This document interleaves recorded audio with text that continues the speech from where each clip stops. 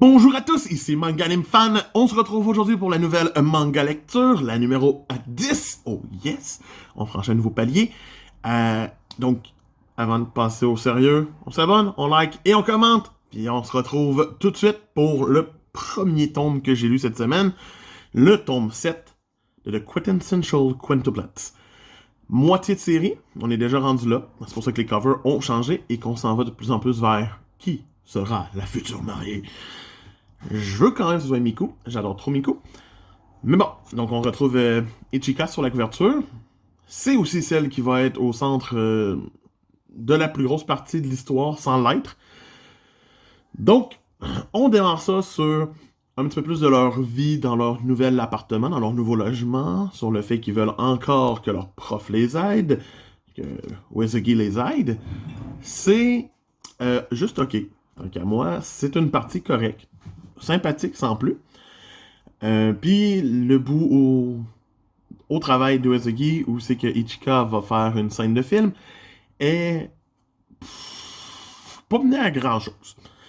Éventuellement, on va revoir leur père, qui ressemble tellement au père de Alice Naikiri dans Food Wars. Il a l'air totalement démoniaque et un petit peu genre. Pas le fun. C'est ok. Parce que surtout, Uesugi va repogner les nerfs avec le père d'ici la fin du tome, donc... Ok, fine. Mais c'est tout.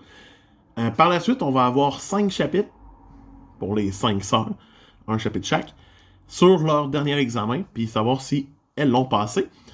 Miku avait lancé un défi à sa sœur, parce qu'elle a dit... Si t'as une meilleure note que moi, ben tant mieux, puis tu peux prendre les devants si ça te tente vraiment en amour. Spoiler, j'en parle pas. Mais c'est le fun de voir les petits rituels que chacune vont avoir, de revoir le même bout, parce qu'au début, j'étais comme ah, on passe du mois de janvier au mois de les examens sont faits. Huh.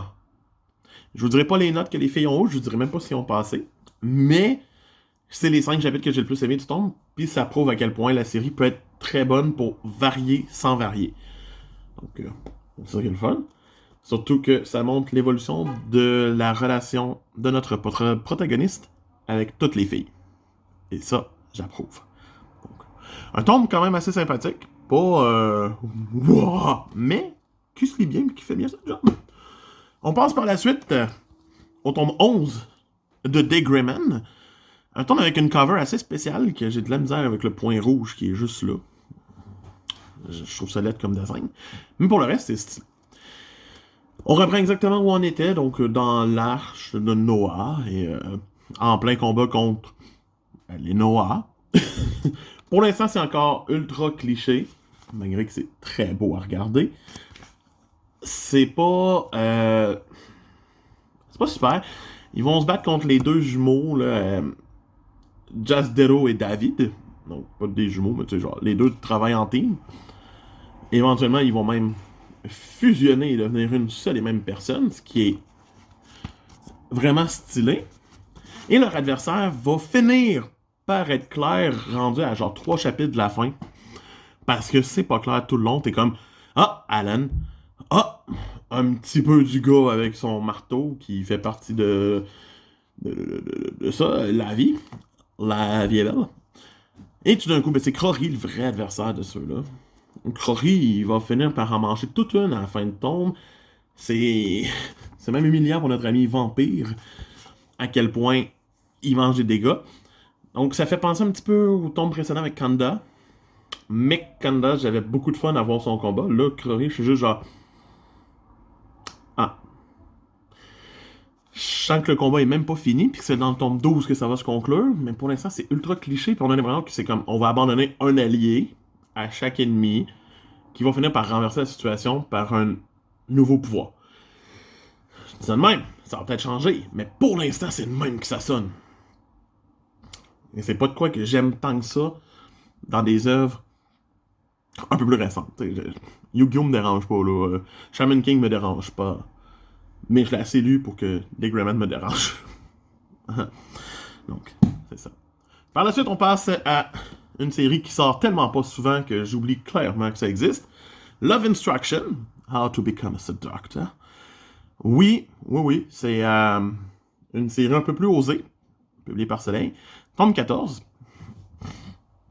Donc on reprend où? On reprend à l'enquête de Tsukiko, qui veut vraiment découvrir c'est quoi un Love Hotel. Donc, comme vous vous en doutez, elle va dans un Love Hotel avec Terumi. Mais Terumi, il va se travestir, donc il va être une femme pour elle, parce que c'est ça qu'elle aime, c'est ce qui a été prouvé dans les tomes précédents et tout. Elle va sentir tellement en confiance qu'ils vont finir par passer à l'acte. J'en dis pas plus, pour faire l'acte. Et après ça, il va se faire donner comme nouvelle cible cette jeune fille qui est une collégienne. Mais j'ai tellement eu peur que ce soit en cible, encore une fois, tombe amoureux d'elle et fait en sorte de prendre son cœur et le reste. J'étais comme non, un universitaire, une collégienne, ça n'existe pas. Mais non, il faut qu'il devienne son prof. Donc, c'est vraiment le fun. Ils passent du temps ensemble, ils essayent de la faire sortir de sa coquille. Elle est cute et adorable à souhait. Elle a vraiment l'air d'une petite fille qui était comme « Oh, je veux l'aider moi aussi à avoir des meilleures notes à l'école. » Et c'est juste ça qui est le fun, de la voir sortir tranquillement pas vite de sa coquille pour se mettre à étudier. C'est tout ce qu'il y a dans ce tome-là, à peu près. On n'évolue pas vraiment les autres relations. Il reste 2 tomes. J'ai hâte de voir s'il va réussir son but d'avoir ouvert le cœur de 14 femmes. Donc, ça reste sympathique, mais j'ai été content qu'on aille sur un point de vue école pour la deuxième partie du tome. Donc, et non de voir des affaires que je ne veux pas voir. Non. Je suis pas là. Non. Mais un très bon tome, j'ai juste hâte de voir si le tome 15 va vraiment arriver à la date que Soleil nous l'a marqué, donc cette année. Sinon, on va attendre encore 2 ans. Ou 1 an, ou whatever. Parce qu'il reste 2 tomes à la série et j'ai hâte de la finir. C'est pas la meilleure série au monde. C'est un achat que j'ai fait il y a longtemps, dans une phase autre. Et qu'est-ce que vous voulez? Sinon, la dernière série qu'on retrouve cette semaine, le tome 39 de IQ. Un tome qui se lit comme ça. Un tome palpitant entre les 2 géants, les 2 petits géants.